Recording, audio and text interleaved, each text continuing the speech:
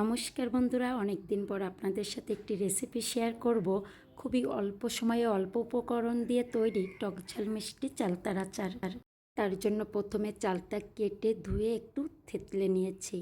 আর শুকনো খোলায় জিরা, ধনিয়া, মৌরি, শুকনো মরিচ টেলে তৈরি করেছি বিশেষ মশলা। আর লাগবে চিনি অথবা গুড়, যে যার রুচি মতো ব্যবহার করতে পারেন। তো প্রথমে কড়াইতে সরিষার তেল গরম করে শুকনা মরিচ আর পাঁচফোড়ন দিয়ে দিলাম কেটে রাখা চালতা। একটু নেড়ে চেড়েই দিয়ে দিব স্বাদ মতো লবণ এবং হলুদ। চালতার আচারে কিন্তু লবণ মিষ্টি একটু কমই লাগে।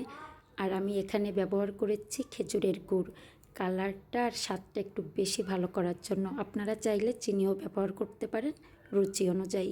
তো আমার যেহেতু একটা চালতা ছিল, তাই আমার গুড় কম লেগেছে। তো এখানে কোনো জল আমি এক্সট্রা অ্যাড করব না। চালতা কিছুটা মজে গেলে দিয়ে দিব ভেজে রাখা মশলাটা।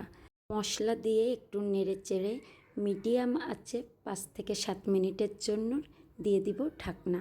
আর ঢাকনা তোলার পর মিশ্রণটা একটু আঠালো হয়ে আসলেই চুলা থেকে নামিয়ে নিতে হবে। তাহলেই তৈরি হয়ে যাবে পারফেক্ট টক ঝাল মিষ্টি চালতার আচার।